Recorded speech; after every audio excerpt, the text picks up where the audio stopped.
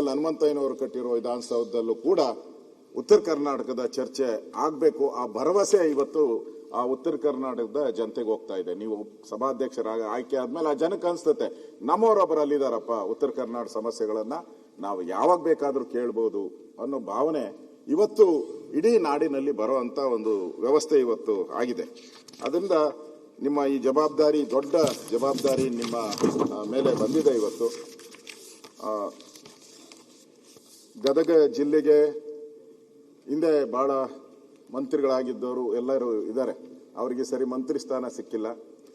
ನಿಮಗೂ ಮಂತ್ರಿ ಸ್ಥಾನ ಸಿಗ್ತೈತೆ ಅಂತ ನೀವು ಭರವಸೆ ಇಟ್ಕೊಂಡಿದ್ರೂ ಗೊತ್ತಿಲ್ಲ.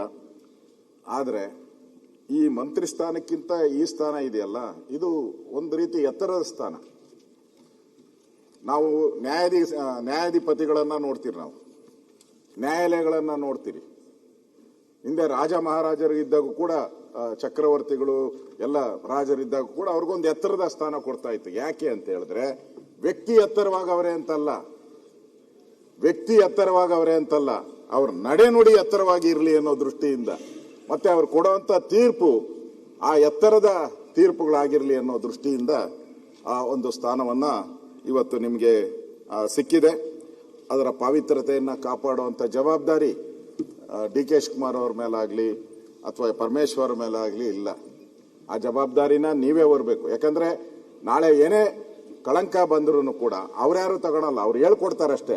ನೀವು ಹಿಂಗ್ ಮಾಡಿ ಅಂತ ಹೇಳ್ಕೊಡ್ಬೋದು ಅವರು, ಆದರೆ ಕಳಂಕ ಮಾತ್ರ ಅಂಟೋದು ನಿಮಗೆ. ಮತ್ತೆ ಒಳ್ಳೆ ಕೆಲಸ ಮಾಡಿದಾಗ ಇವತ್ತು ನಾವು ಬಾಳಿಗ ಅವ್ರನ್ನ ನೆನಪು ಮಾಡ್ಕೊಂತೀರಿ, ರಮೇಶ್ ಕುಮಾರ್ನ ನೆನಪು ಮಾಡ್ಕೊಂತೀನಿ. ನಾನು ಫಸ್ಟ್ ಟೈಮ್ ಬೈ ಎಲೆಕ್ಷನ್ ಅಲ್ಲಿ ಬಂದು ನನಗೆ ದಾರಿ ಕಾಣದ ರೀತಿಯಲ್ಲಿ ಬಂದಿದ್ದಾರೆ. ಒಂದೂವರೆ ವರ್ಷ ಅಷ್ಟೇ ಇದ್ದಿದ್ದು, ನಿಮಗೂ ಅಷ್ಟೇ ಇವಾಗ ಅವಕಾಶ. ಹಿಂದೆ ಕೂತಿದ್ದಾಗ ನನಗೆ ನಾನು ಮಾತಾಡಬೇಕು ಅಂತ ಯೋಚನೆ ಮಾಡಲಿ, ಈ ಸದನದಲ್ಲಿ ಪೂರ್ತಿ ಸುಮ್ಮನೆ ಕೂತ್ಬಿಟ್ಟು ಹೋಗೋಣ ಅಂತ ಹೇಳಿದೆ.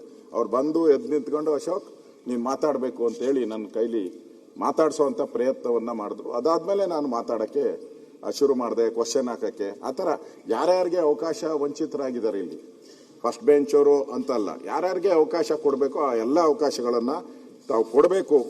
ಆ ದೃಷ್ಟಿಯಿಂದ ಆ ಒಂದು ಜವಾಬ್ದಾರಿ ತಮ್ಮ ಮೇಲೆ ಇದೆ.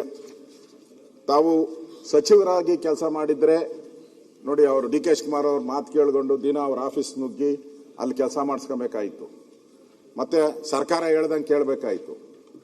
ಈಗ ನೀವು ಆ ಇದರಲ್ಲಿಲ್ಲ, ನಿಮ್ಗೆ ಹಂಗೇನಿಲ್ಲ. ಈಗ ನೀವು ಸಭಾಧ್ಯಕ್ಷರಾಗಿರೋದ್ರಿಂದ ನೀವು ಇಡೀ ಸದನಕ್ಕೆ ಗೌರವ ಕೊಡ್ತಕ್ಕಂಥ, ಸದನದ ಮೌಲ್ಯಗಳನ್ನು ಎತ್ತಿಡಿಯುವಂತ ಸ್ಥಾನದಲ್ಲಿ ತಾವು ಕೂತಿದ್ದೀರ. ಅದರಿಂದ ಇಡೀ ಸದನದ ಭಾಗ ನೀವು ಇವತ್ತು. ಸಭಾಧ್ಯಕ್ಷರ ಸಂವಿಧಾನದ ಒಂದು ಪೀಠ ಪರವಾಗಿ ನಿಲ್ಬೇಕಾಯಿತು, ಸರ್ಕಾರದ ಪರವಾಗಲ್ಲ, ಸಂವಿಧಾನದ ಪೀಠದ ಪರವಾಗಿ ತಾವು ನಿಲ್ಲುವಂಥದ್ದು ಒಂದು ಕಾರ್ಯದಲ್ಲಿ ತಾವು ಬಂದಿದ್ದೀರ. ಗದಗದ ಇತಿಹಾಸದಲ್ಲಿ ಒಂದು ಸಭಾಧ್ಯಕ್ಷದ ಸ್ಥಾನ ನಮಗೆ ಸಿಕ್ಕಿದೆ ಅನ್ನೋ ಹೆಮ್ಮೆ ಆ ಇಡೀ ಗದಗದ ಜಿಲ್ಲೆಗೂ ಸಿಗುತ್ತೆ, ಉತ್ತರ ಕರ್ನಾಟಕಕ್ಕೂ ಸಿಗುತ್ತೆ. ಒಂದು ಸಂಸದೀಯ ಪ್ರಜಾಪ್ರಭುತ್ವದ ಒಂದು ಮಹತ್ವದ ಪೀಠದಲ್ಲಿ ತಾವು ಕೂತಿದ್ದೀರಾ.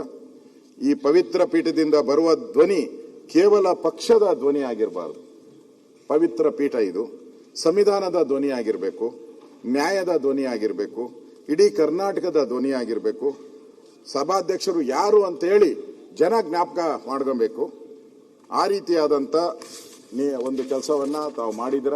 ತಾವು ಕೆಲವೇ ಕ್ಷಣಗಳ ಮುಂದೆ ತಾವೆಲ್ಲ ಕಾಂಗ್ರೆಸ್ಸಿನ MLA ಆಗಿದ್ರಿ, ಕೆಲವೇ ಕ್ಷಣ. ಈಗ ನೀವು ಕಾಂಗ್ರೆಸ್ MLA ಆಗಲ್ಲ, ನೀವು ಇಡೀ ಯಾವುದೇ ಪಾರ್ಟಿ ಪಕ್ಷಕ್ಕೆ ಸೀಮಿತವಾಗಿ ಇಲ್ಲದೆ ಇರತಕ್ಕಂಥ ಒಬ್ಬ ವ್ಯಕ್ತಿಯಾಗಿ ತಾವು ಅಲ್ಲಿ ಕೂತಿದ್ದೀರ. ಈ ಹುದ್ದೆ ಏನಿದೆ, ಇದು ಪಕ್ಷದ ಹುದ್ದೆ ಅಲ್ಲ, ಇದು ವಿಧಾನಸಭೆಯ ಹುದ್ದೆ. ಇಡೀ ಸದನವನ್ನ ವಿಶ್ವಾಸಕ್ಕೆ ತೆಗೆದುಕೊಂಡು ಸದನವನ್ನ ನಡೆಸುವಂತ ಗುರುತರ ಜವಾಬ್ದಾರಿ ಇದೆ. ಅದೇ ಪ್ರಾಬ್ಲಮ್ ಇಲ್ಲಿ. ಇಡೀ ಸದನ ಯಾರೋ ಆಡಳಿತ ಪಕ್ಷ ವಿರೋಧ ಪಕ್ಷ ಅಂತಲ್ಲ, ಇಡೀ ಸದನವನ್ನ ಒಟ್ಟಿಗೆ ತಗೊಂಡೋದಾಗ ಮಾತ್ರ ಸ್ಪೀಕರ್ ಆ ಸ್ಥಾನಕ್ಕೆ ಗೌರವ ತಂದಿದ್ದಾರೆ. ಯಾಕಂದ್ರೆ ಮಾಧ್ಯಮನೂ ಇದೆ, ಅದು 4ನೇ ಅಂಗ ಅಂತ ನಾವು ಹೇಳ್ತೀರಿ. ನಾವೇನೇ ಮಾಡಿದ್ರು ಅವ್ರು ಬರದೇ ಬರೀತಾರೆ. ಏನು ತೀರ್ಮಾನಗಳು ಇರ್ತೈತೆ, ಅವ್ರಿಗೆ ಏನು ಅನ್ಸ್ತದ ಅದನ್ನ ಅವರು ಬರದೇ ಬರೀತಾರೆ. ಅದರಿಂದ ಆ ಪತ್ರಿಕಾ ರಂಗದಲ್ಲೂ ತಮಗೆ ಒಳ್ಳೆ ಹೆಸರು ಬರಬೇಕು. ಮತ್ತೆ ವಿಶೇಷವಾಗಿ ಅಧಿಕಾರಿಗಳು, ನೀವು ಬಂದ ಮೇಲೆ ಅಧಿಕಾರಿಗಳು ಕರೆಕ್ಟಾಗಿ ಕೂತ್ಕೊಳ್ಳೋ ಅಂತ ವ್ಯವಸ್ಥೆಗಳು ಆಗಬೇಕು. ಕೆಲವು ಸಂದರ್ಭದಲ್ಲಿ ಅಧಿಕಾರಿಗಳು ಯಾರು ಕೂತ್ಕೊಳ್ಳೋದೇ ಇಲ್ಲ, ಬೇಕಾಬಿಟ್ಟಿ ಬರ್ತಾರೆ, ಅವ್ರಿಗೆ ಅಲಾಟ್ಮೆಂಟ್ ಆಗಿದ್ರು ಅವ್ರು ಬರೋದೇ ಇಲ್ಲ. ಈ ಥರದ್ದೆಲ್ಲ ವ್ಯವಸ್ಥೆ ಇದೆ. ಅದಕ್ಕೆ ನೀವು ಮೊದಲು ಆ ಸ್ಥಾನದ ಅನುಭವಿಸಿದ ತಕ್ಷಣ, ಆ ಕೂತ್ಕೊಂಡ ತಕ್ಷಣ ನೀವು ಅಧಿಕಾರಿಗಳಿಗೂ ಒಂದು ಎಚ್ಚರಿಕೆ ಕೊಡ್ಬೇಕು. ಇನ್ನು ಮುಂದೆ ಹಂಗೆ ನಡೆಯಲ್ಲಪ್ಪ, ಕರೆಕ್ಟಾಗಿ ಯಾವ್ಯಾವ ಇಲಾಖೆದು ಚರ್ಚೆಗಿದೆ ಅವರೆಲ್ಲರೂ ಕೂಡ ಇಲ್ಲಿ ಬರಬೇಕು. ಮುಖ್ಯಮಂತ್ರಿ ಬಂದಾಗ ಬರ್ತಾರೆ, ಮುಖ್ಯಮಂತ್ರಿ ಹೋದಾಗ ಹೊರಟೋಗ್ತಾರೆ. ಮಂತ್ರಿ ಬಂದಾಗ ಬರ್ತಾರೆ, ಮಂತ್ರಿಯಿಂದ ಹಂಗೆ ಹೊರಟೋಗ್ತಾರೆ. ಅದರಿಂದ ಇದಾಗಬಾರ್ದು. ಅಂದ್ರೆ ನೀವು ಇಡೀ ಯಾರ ಒತ್ತಡಕ್ಕೂ ಈಲ್ಡಾಗದೆ ತಾವು ಕೆಲಸ ಮಾಡಬೇಕಾದಂತ ಒಂದು ಸಂದರ್ಭದಲ್ಲಿ ತಾವು ಇದ್ದೀರಾ. ಅದರಿಂದ ನಾನು ಮುಖ್ಯವಾಗಿ ಇವತ್ತು ಮಾನ್ಯ ಶಿವಕುಮಾರ್ ಅವರು, ಗೌರವಾನ್ವಿತ ಶಿವಕುಮಾರ್ ಅವರು ಪ್ರಸ್ತಾವ ಮಾಡಿದ್ರು, ಕಾಂಗ್ರೆಸ್ ಲೆಟರ್ ಹೆಡ್ ಅಲ್ಲಿ ತಮ್ಮ ಹೆಸರು ಬಂದಿದೆ. ಕಾಂಗ್ರೆಸ್ ಲೆಟರ್ ಹೆಡ್ ಅಲ್ಲಿ ಬರಲಿ, ಡಿ ಕೆ ಶಿವಕುಮಾರ್ ಹೆಸರು ಬರಲಿ, ಉಳಿದವ್ರು ಯಾರು ಜಮೀರು ಯಾರದೇ ಬೇಕಾದ್ರೆ ಬಂದ್ಗಡ್ಲಿ, ಆದರೆ ತಮ್ಮ ಹೆಸರು ಕಾಂಗ್ರೆಸ್ ಲೆಟರ್ ಅಲ್ಲಿ ಬಂದಿದ್ದು ಒಂದು ಒಳ್ಳೆ ಸಂಸ್ಕೃತಿ ಅಲ್ಲ ಅದು. ಯಾಕಂದ್ರೆ ವಿಧಾನಸಭಾ ಅಧ್ಯಕ್ಷರಿರ್ಬೋದು, ಉಪಾಧ್ಯಕ್ಷರಿರ್ಬೋದು, ಇದು ಸಂವಿಧಾನದ ಒಂದು ಆಶಯಗಳನ್ನ ಎತ್ತಿಡಿಯುವಂತ ಉನ್ನತ ಸ್ಥಾನದಲ್ಲಿರ್ತಕ್ಕಂಥ ಪೀಠ. ನಾವು ಇದನ್ನ ಸಣ್ಣ ವಿಚಾರ ಅಂತ ನಾವೇನು, ಅವರು ಸಣ್ಣದು ಅಂತ ಹೇಳಿದ್ರು, ಇದು ಸಣ್ಣ ವಿಚಾರ ಅಲ್ಲ. ಈ ಲೆಟರ್ ಹೆಡ್ ನಮ್ ಸಮಸ್ಯೆ ಅಲ್ಲ. ಈ ಲೆಟರ್ ಹೆಡ್ ಇಂದ ಇರ್ತಕ್ಕಂಥ ಭಾವನೆ ಇದೆಯಲ್ಲ, ಸಂದೇಶ ಇದೆಯಲ್ಲ, ಅದು ಇಂಪಾರ್ಟೆಂಟ್. ಈ ಲೆಟರ್ ಹೆಡ್ ಇಂದ ಇರುವಂತ ಸಂದೇಶ ಬಹಳ ಇಂಪಾರ್ಟೆಂಟ್. ಒಂದು ರಾಜಕೀಯದ ಪಕ್ಷದ ಲೆಟರ್ ಹೆಡ್ ಅಲ್ಲಿ ಪ್ರಕಟಿಸಿದಾಗ ಜನಕ್ಕೆ ಏನ್ ಅನಿಸ್ತೈತೆ? ಜನಕ್ಕೆ ಗೊತ್ತಿರುವಂತದ್ದು ಮುಖ್ಯಮಂತ್ರಿ, ಮಂತ್ರಿಗಳು ಇವರೆಲ್ಲರೂ ಕೂಡ ಕಾಂಗ್ರೆಸ್ ಪರವಾಗಿ ಬಂದಿರೋರು, ಕಾಂಗ್ರೆಸ್ ಅವರು ಅಂತ ಗೊತ್ತಿದೆ. ನಾವಿದ್ದಾಗ ನಮ್ಮನ್ನು ಹಾಗೆ ನೋಡ್ತಾ ಇದ್ರು.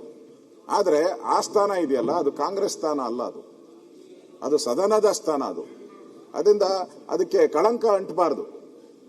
ಅದರಿಂದ ಈ ಒಂದು ಹುದ್ದೆಗೆ ಈ ಲೆಟರ್ ಹೆಡ್ ಮುಖಾಂತರ ಒಂದು ರೀತಿ ಅಗೌರವ ಆಗಿದೆ ಅನ್ನೋ ಪ್ರಶ್ನೆಯನ್ನ ನಾನು ಹೇಳ್ತಾ ಇದ್ದೀನಿ. ಇದು ಕಾಂಗ್ರೆಸ್ ಕಚೇರಿಯಲ್ಲಿ ನಿರ್ಧಾರ ಆಗುವಂತ ತೀರ್ಮಾನ ಅಲ್ಲ. ಇದು ಕೇವಲ ಒಂದು ಕಾಗದದ ಪ್ರಶ್ನೆ ಅಲ್ಲ. ಇದು ಸಂವಿಧಾನದ ಸ್ವಾಯತ್ತ ಸಂಸ್ಥೆಗಳನ್ನ ಎತ್ತಿಡಿಯುವಂತ ಕೆಲಸ ಇವತ್ತು ಆಗ್ಬೇಕಾಗಿದೆ. ನಾಳೆ ಪಕ್ಷದ ಲೆಟರ್ ಹೆಡ್ ಅಲ್ಲೇ ನೀವೇನ್ ಮಾಡಬೇಕು ಅಂತ ಬಂದ್ರೆ ಸಮಸ್ಯೆ ಉದ್ಭವ ಆಗ್ತದೆ.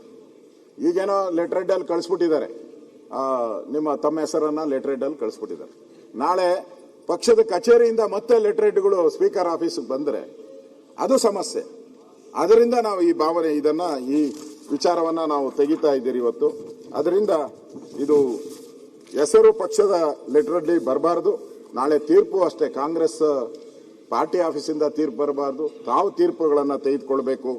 ಈ ಒಂದು ಕೆಟ್ಟ ಸಂಪ್ರದಾಯ ಏನಿದೆ ಇದು ಹೋಗ್ಬೇಕು. ನಾಳೆ ಇವತ್ತು ಮಾಡಿದ್ರೆ ನಾಳೆ ಬೇರೆ ಪಾರ್ಟಿಯವರು ಕೂಡ ಬೇರೆ ಯಾವುದೇ ಅಧಿಕಾರಕ್ಕೆ ಬಂದಾಗ ಅವರು ಹಿಂಗೆ ಲೆಟರ್ ಹೆಡ್ಗಳಲ್ಲಿ ಮಾಡಿದ್ರೆ ಆ ಸ್ಥಾನದ ಗೌರವ ಬರ್ತಾ ಬರ್ತಾ ಕುಸಿತಾ ಹೋಗ್ತೈತೆ.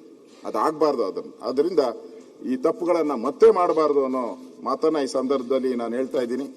ವಿಧಾನಸಭೆ ಯಾರದೇ ಒಂದು ಪಕ್ಷದ ಸ್ವತ್ತಲ್ಲ, ಅದು ಪೀಠನೂ ಕೂಡ ಯಾರದೇ ಒಂದು ಸ್ವತ್ತಲ್ಲ. ಇದು ಸಂವಿಧಾನವನ್ನ ಕೈಯಲ್ಲಿ ಹಿಡಿದು ಯಾವಾಗೂ ಕೈಯಲ್ಲಿ ಹಿಡ್ಕೊಂಡು ಬರೋದು ಬಹಳ ಈಸಿ.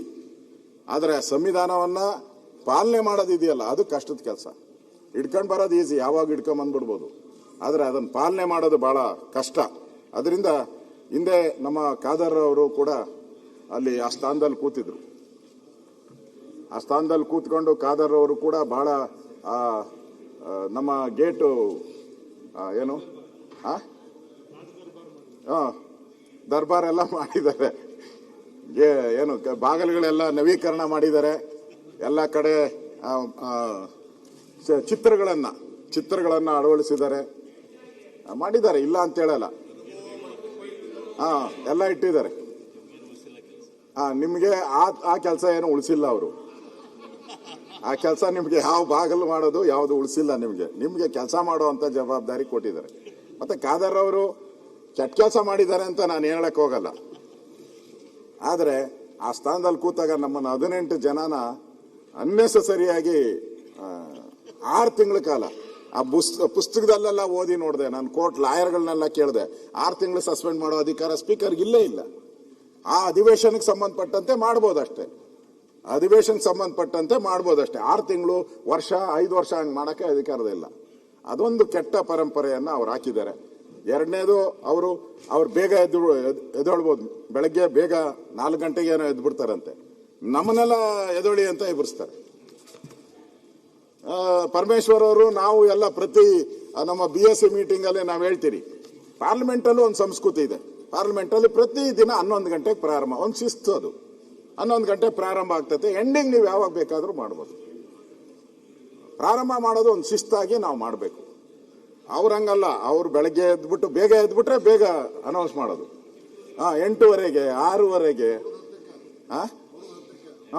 ತಿರುಗಿ ಇವ್ರು ಹೊಡೆದು ಬೆಲ್ ಹೊಡೆದು ಅದು ಬರೋದು ಕೊನೆಗೆ ಪ್ರಾರಂಭ ಆಗೋದು ಇಲ್ಲಿ 10:30ಗೆ. ಈ ಥರದ್ದೆಲ್ಲ ನಿಮ್ಮ ಅವಧಿಯಲ್ಲಿ ಆಗಬಾರ್ದು. ಒಂದು ಅವಧಿ 11 ಗಂಟೆ ಅಂತ ಫಿಕ್ಸ್ ಮಾಡಿ, ನೀವು ಎಷ್ಟೊತ್ತು ಬೇಕಾದ್ರೂ ನಡೆಸಿ. ಅಕಸ್ಮಾತ್ ಬಿಲ್ಗಳೇನ ಪೆಂಡಿಂಗ್ ಇದ್ರೆ ಒಂದು ಅರ್ಧ ದಿನ ಎಕ್ಸ್ಟೆಂಡ್ ಮಾಡಿದ್ರು ಪರವಾಗಿಲ್ಲ, ಮಾಡಿ ಎಕ್ಸ್ಟೆಂಡ್. ಆದರೆ ಒಂದು ಸಮಯ ನಿಗದಿ ಮಾಡಿ, ಪ್ರಾರಂಭ ಆಗುವಂಥದ್ದು ಒಂದು ಸಮಯ ನಿಗದಿ ಮಾಡಿ ಆ ಪ್ರಕಾರ ನಡ್ಕೊಂಡು ಹೋಗ್ಲಿ. ಎಂಡಿಂಗ್ ಮಾಡುವಂಥದ್ದು ನೀವು ಯಾವಾಗ ಬೇಕಾದ್ರೂ ಮಾಡಿ ಅಂತೇಳಿ ನಾವು ಖಾದರ್ ಅವ್ರನ್ನ ತೆಗಳ್ತಾ ಇಲ್ಲ. ಏನೇನಾಗಿದೆ ಹೇಳ್ತಾ ಇದ್ರು, ಒಳ್ಳೆ ಕೆಲಸನೂ ಮಾಡಿದ್ದಾರೆ, ಬಹಳ ಶಿಸ್ತಾಗಿ ಬರ್ತಾ ಇದ್ರು, ಶಿಸ್ತಾಗಿ ಅಧಿವೇಶನವನ್ನ ನಡೆಸಿದ್ದಾರೆ. ಅದ್ರ ಬಗ್ಗೆ ನಮ್ದೇನು ಪ್ರಶ್ನೆ ಇಲ್ಲ. ಅದರಿಂದ ಹಿಂದೆ ಆ ಸ್ಥಾನದಲ್ಲಿ SM ಕೃಷ್ಣ ಅವರು ಕೂತಿದ್ದಾರೆ, ತಮಗೂ ಗೊತ್ತಿದೆ. ಕಾಗೋಡು ತಿಮ್ಮಪ್ಪ ಅವರು, ರಮೇಶ್ ಕುಮಾರ್ ಅಂತವ್ರನ್ನೆಲ್ಲ ಬಹಳ ತಾವು ಅವರು ತೀರ್ಪುಗಳನ್ನ ತಾವು ಓದಬೇಕಾಗ್ತೈತೆ ಅಂತ ಅನ್ಸುತ್ತೆ. ಅದರಿಂದ ನಾನು ಕೊನೆಯದಾಗಿ ಹೇಳೋದು, ಈ ಪೀಠ ಏನಿದೆ ಅದು ನ್ಯಾಯಯುತವಾಗಿರಬೇಕು, ನ್ಯಾಯದ ಪೀಠ ಆಗಬೇಕು. ತಮ್ಮ ಬಯೋಡೇಟಾ, ನಮ್ಮ ಅಧಿಕಾರಿಗಳು ಕೊಟ್ಟಿರೋ ಬಯೋಡೇಟಾದಲ್ಲಿ ನಿಮ್ಮ ಮನೆತನ ಪೊಲೀಸ್ ಪಟೇಲ್ ಮನೆತನ ಅಂತ ಇದೆ. ನೀವು ಜನಸ್ನೇಹಿ ಪೊಲೀಸ್ ಆಗಬೇಕು, ಪೊಲೀಸ್ ಪಟೇಲ್ ಅಲ್ಲ, ಜನಸ್ನೇಹಿ ಪೊಲೀಸ್ ಆಗಿ ಆ ಸ್ಥಾನದಲ್ಲಿ ಪಾಟೀಲ್ ಪಾಟೀಲ್ ಅಂತ ಹಾಕವ್ರು, ಇಲ್ಲಿ ಪಟೇಲ ಹಾಕಿದ್ದಾರೆ. ಅದರಿಂದ ಜನಸ್ನೇಹಿ ಆಗಿ ನೀವು ಕೆಲಸ ಮಾಡಬೇಕು. ಈ ದೃಷ್ಟಿಯಿಂದ ನಾನು ನಿಮ್ಮಲ್ಲಿ ವಿನಂತಿ ಮಾಡುವಂಥದ್ದು, ಈ ವಿರೋಧ ಪಕ್ಷ ಅನ್ನೋದು ನಾವು ಜನ ನಮ್ಮನ್ನು ಆಯ್ಕೆ ಮಾಡಿರೋದು ಸರ್ಕಾರದ ವಿರುದ್ಧವಾಗಿ ಮಾತಾಡೋಕ್ಕೆ. ಸರ್ಕಾರವನ್ನು ಹೋಗ್ಲಕ್ಕೆ ನಮ್ಮನ್ನೇನು ಇಲ್ಲಿ ಆಯ್ಕೆ ಮಾಡಿಲ್ಲ, ನಮ್ಮನ್ನು ಸರ್ಕಾರದ ವಿರುದ್ಧವಾಗಿಯೇ ನಾವು ಮಾತಾಡುವಂಥದ್ದು.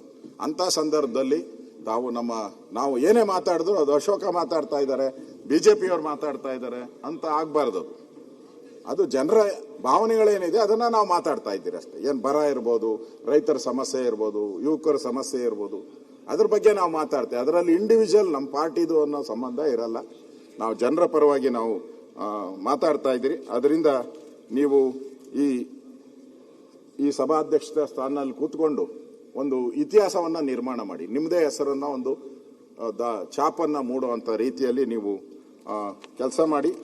GS ಪಾಟೀಲ್ ಅಂತ ಅಂದ್ರೆ ಒಂದು ಹೆಸರಾಗಬೇಕು. ಆ ಸ್ಥಾನದಲ್ಲಿ ಕೂತಾಗ GS ಪಾಟೀಲ್ ಅಂತ ಒಬ್ಬರಿದ್ರು, ಈ ರೀತಿ ಅವರ ನಡವಳಿಕೆ ಇತ್ತು ಅನ್ನೋ ಒಂದು ಹೆಸರನ್ನು ಕೂಡ ತಾವು ಮಾಡಬೇಕು ಅಂತೇಳಿ ನಾನು ತಮ್ಮಲ್ಲಿ ವಿನಂತಿಯನ್ನ ಮಾಡಿ, ಕೊನೆಯದಾಗಿ ನಿಮ್ಮ ಪೀಠ ಪಕ್ಷಕ್ಕಿಂತ ಎತ್ತರವಾಗಿರಬೇಕು, ನಿಮ್ಮ ತೀರ್ಪು ವ್ಯಕ್ತಿಗಿಂತ ಮೇಲಿರಬೇಕು, ನಿಮ್ಮ ನಡೆ ಅಧಿಕಾರಕ್ಕಿಂತ ಶ್ರೇಷ್ಠವಾಗಿರಬೇಕು ಅನ್ನೋ ಮಾತು. ನಿಮ್ಮ ಪೀಠ ಯಾವುದೇ ಲೆಟ್ರೆಡ್ ನೆರಳು ಇರಬಾರ್ದು ಮತ್ತು ಸಂವಿಧಾನದ ನೆರಳು ಮಾತ್ರ ಇರಬೇಕು. ನಿಮ್ಮ ಪೀಠದ ಮೇಲೆ ಪಕ್ಷದ ಲೆಟ್ರೆಡ್ ನೆರಳಿರಬಾರ್ದು, ಸಂವಿಧಾನದ ನೆರಳಿರಬೇಕು ಅನ್ನೋ ಆಶಯವನ್ನು ನಾನು ವ್ಯಕ್ತ ಮಾಡ್ತಾ ಇದ್ದೀನಿ. ನಿಮ್ಮ ಈ ಅವಧಿ ಯಶಸ್ವಿ ಆಗಲಿ, ನಿಮ್ಮ ಪೀಠ ನ್ಯಾಯಪೀಠವಾಗಲಿ, ಸದಾ ಕಾಲಕ್ಕೂ ಕರ್ನಾಟಕದ ಜನ ಜ್ಞಾಪಕ ಮಾಡುವಂಥ ಒಂದು ಕೆಲಸವನ್ನು ಮಾಡಿ. ಅವಧಿ ಶಾರ್ಟ್ ಆಗಿದೆ, ನಿಮಗೆ 1.5 ವರ್ಷ 1.25 ವರ್ಷ ಅವಧಿ ಶಾರ್ಟ್ ಇದೆ. ಆದರೆ ನಿಮ್ಮ ನಡೆ ಸ್ವೀಟ್ ಆಗಿರಲಿ. ಅವಧಿ ಶಾರ್ಟು, ನಿಮ್ಮ ನಡೆ ಸ್ವೀಟ್ ಆಗಿರಲಿ. ನಮ್ಮೆಲ್ಲ ವಿರೋಧ ಪಕ್ಷ, ನಾವು ಮತ್ತು ನಮ್ಮ ಎಲ್ಲ JDSನ ಎಲ್ಲರ ಪರವಾಗಿ ನಿಮಗೆ ತುಂಬು ಹೆಚ್ಚಿನ ವಿಡಿಯೋಗಳಿಗೆ ಪ್ರತಿಧ್ವನಿ ಯೂಟ್ಯೂಬ್ ಚಾನೆಲ್ ಸಬ್ಸ್ಕ್ರೈಬ್ ಮಾಡಿ, ಬೆಲ್ ಐಕಾನ್ ಕ್ಲಿಕ್ ಮಾಡಿ.